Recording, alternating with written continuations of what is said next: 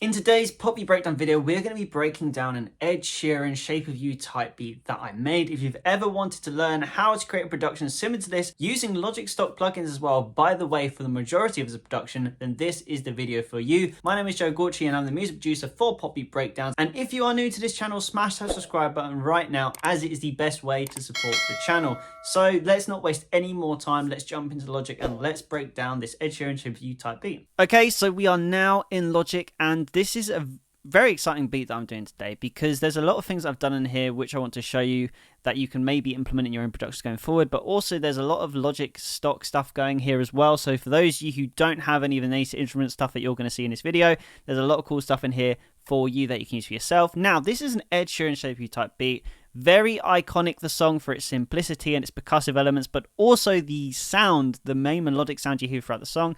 And I'm going to tell you now, there is a sound very similar to this in Logic, if not almost identical, called Big Dripper. You can find this in the keyboards section in your Logic preset library, and it is a great sound. This is really good for this kind of pop music. So if you're trying to create a similar sound to Ed Sheeran Shape of You, have a listen to this.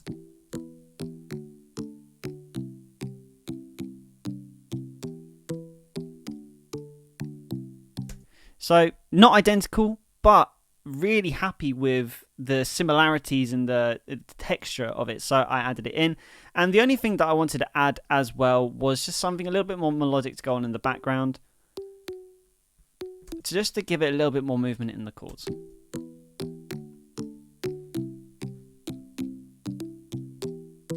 that has a little bounce at the end there, which is accidental, but I kept it in there because I thought it had a little bit of a rhythmic bounce to it. So everything that you see going down is the order that I have added stuff in, so you get the best idea of how I've built this production off. I say this in all my videos, and I keep it that way because I feel like this is the best way for you to get an understanding of how I built this. Because one of the hardest things about making music and building productions is where do you start and how do you continue bouncing off your ideas to create a finished production.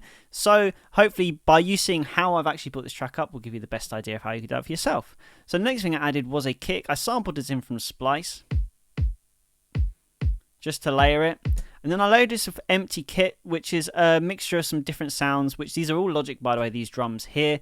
It just used my empty drum library, which I love to do. You see in previous videos, the drum sampler. And we've got a kick, rim, a clap, and a hi-hat for this section. So we're starting to build the drums now. Nice little bit of bounce. And you'll already hear it. Already starts to sound very similar. Just threw in another snare, which I found in Splice as well, as you notice, just for the choruses, because one of the things you don't want to do is just have the drums repeating throughout the whole thing. Make sure there's some sort of development, and one way I love to add development to drums is in the form of upgrading textures for the choruses or adding a lift. So having a different snare sound to the chorus to the verse just makes production sound that little bit more interesting. Now, one of the things which makes it very characteristic of the Ed Sheeran song is the acoustic guitar and the percussive acoustic guitar. So I've actually used native instruments for this. This is something I'm going to have to show you because this is not preset. I've used a little bit of a high boost on this as well. Just got muted guitar, which is really cool. And you can also play some other things like this, like tap. So I used that tap from the picked acoustic native instruments and just added it in to give it more of that acoustic percussive element. And I'm very happy with this point with the sound of the production. So the last thing I did, really fun to have done this, was I actually beatboxed on this track, which I'm not a beatboxer. I'm not very good at beatboxing, but I recorded this in, quantized it, which I'll show you in a second, and this is the outcome.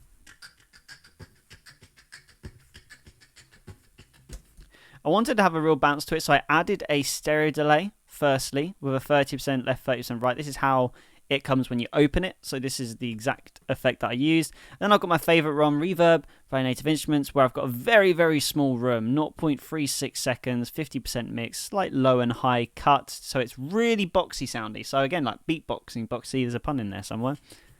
And that was the outcome. And of course the chorus effect, so it's at the sides of the mix. Now to quantize, because obviously I didn't do this perfectly in time, you just have to go to the top corner, and if you click the eye here when you've got your track selected, and you can actually quantize any audio by clicking on here. I'm not sure why. Oh, there you go. So if you click on the audio track, I've quantized it to 1/16, and that did it to me. You can actually also quantize it to 1/8, 1/32, so on, so on. And even if you record vocals in a slightly at a time, this is another way that you can put your vocals in time. Just a cool little trick.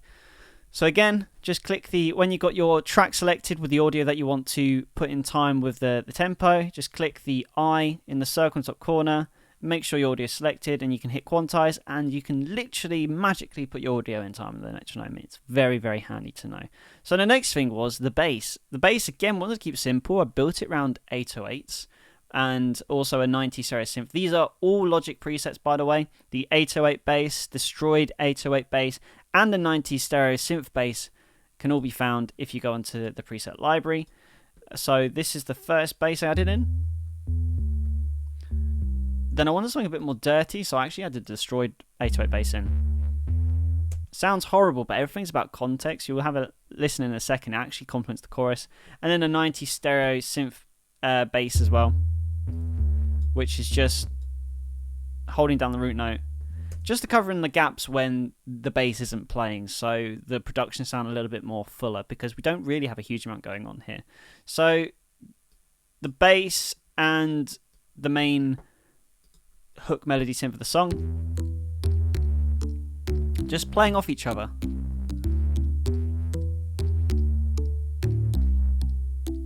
So yeah, and then if we put this all together, what we've got so far, you'll hear we've basically got what sounds almost like a verse for a song. So we've added all the main body.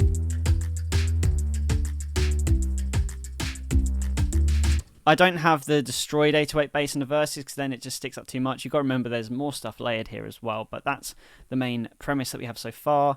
Now we added our guitar. I really wanted some rhythmic muted guitar in here, so I actually used Native Instruments for both of them. I used Contact, the electric vintage session guitarist, and we've got Last Exit, which if I can play, I can't play. It's not letting me play because I've probably got the wrong thing soloed. But if you have a listen to these are both just loops played into the chords. Something a little bit more on the beat, which is nice because we've got something that's kind of like an offbeat, bouncy type beat. So having this with the 808s and our synth creates this really nice, like, full production.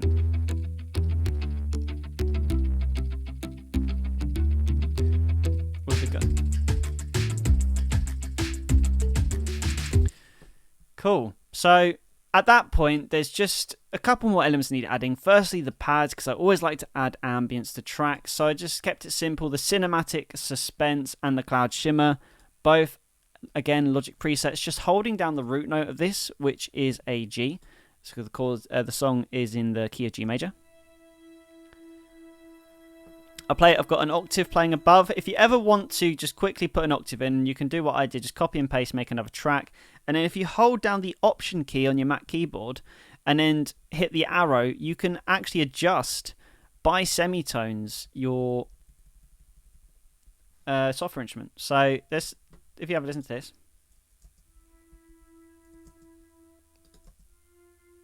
See, just like that. Really cool, handy trick to know, quick way to create harmonies and octaves in software instruments.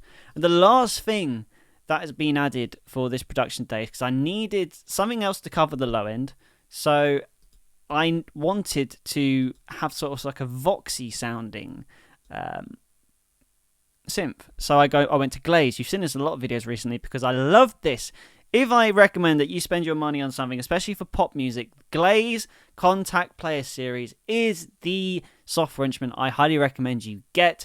If you catch it on a good day, you can buy it for £40, and you may think that's a lot of money, but again, like if you're a beat maker and you're making an income every month and you do want to invest in yourself, this is all I can recommend for you as one of the software instruments for a pop producer. I love Glaze. I use it a lot, and you're going to hear two different versions of the same sound. So firstly, I covered the bass line a bit more by adding this in. That was the wrong one. This one.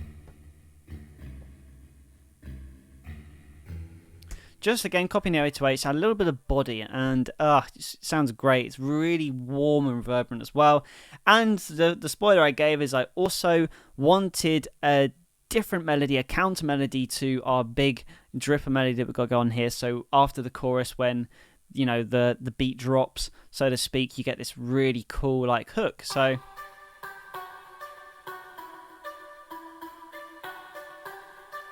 this is the hook.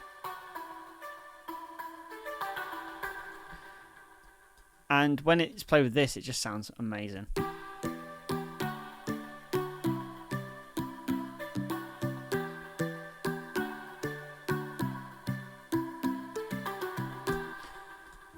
And yeah, that is basically the beat altogether, really. It's very simple, 21 tracks, but I feel like it encompasses a lot of the elements for Shape of You Ed Sheeran type beat. So with that all done, I'm going to let you enjoy this little pre-chorus to chorus snippet of this song.